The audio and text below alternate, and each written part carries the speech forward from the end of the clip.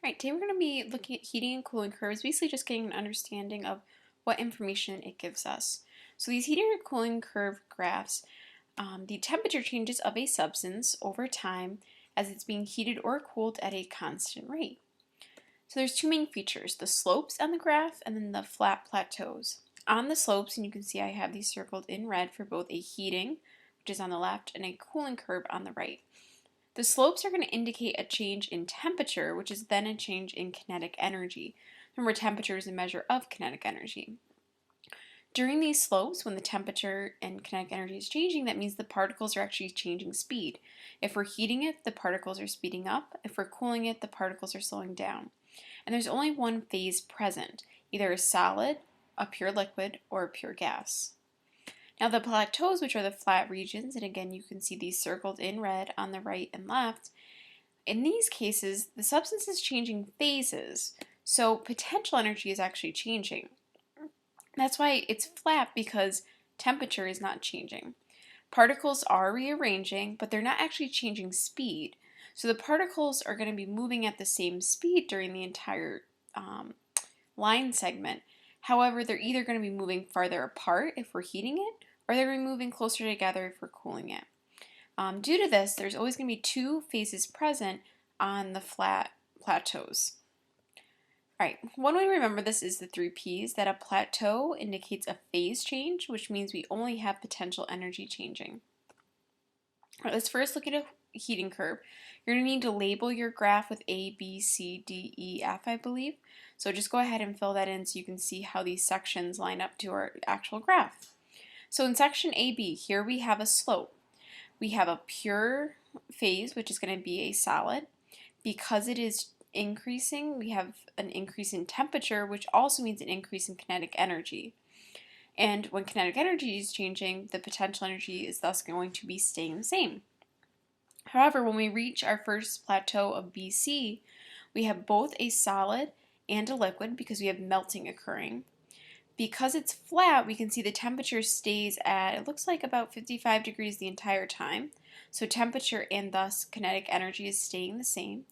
However, potential energy, because we're going through this phase change, is increasing. Now you're going to see this basically same pattern repeating for the next few line segments. CD is an incline, so we're going to see an increase in temperature and kinetic energy, while potential energy is staying the same. DE is going to be just like BC, except we're going from a liquid to a gas, or vaporizing. Kinetic energy and temperature are going to stay the same because, again, it's a flat region. It's staying at about 90 degrees Celsius. However, because we're changing phases from a liquid to a gas, the potential energy is increasing. And finally, we have our last incline, which indicates that we have a pure gas, which means because it's increasing, or the line is sloping up, we have an increase in temperature and kinetic energy. However, potential energy is staying the same. So you can see A, B, C, D, E, F, the 3 slopes, all have basically the same pattern of a change in temperature and kinetic energy, while potential energy stays the same. While B, C, and D, E are basically the opposite because we have phase changes occurring there. One important point to note, and you might want to record this on your own graph in your note packet, is we can use the plateaus to determine the melting and freezing point of a substance and also the boiling condensing point of a substance. The plateau between solid and liquid, where melting and freezing is thus occurring, is going to give us the melting and freezing point. Because remember, these two things are the exact same thing. So even though this is a heating curve, we can technically call 55 degrees Celsius as our freezing point.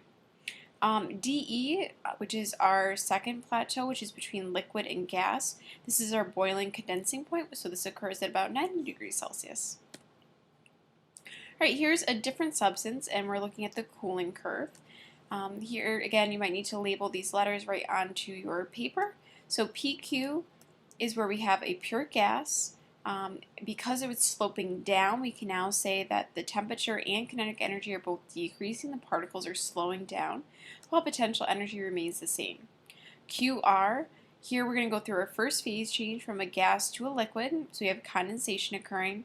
Because we have this plateau here and it's staying at 125 degrees Celsius, temperature and kinetic energy will stay the same, while potential energy will thus decrease because the particles are going to be moving closer together, forming that liquid.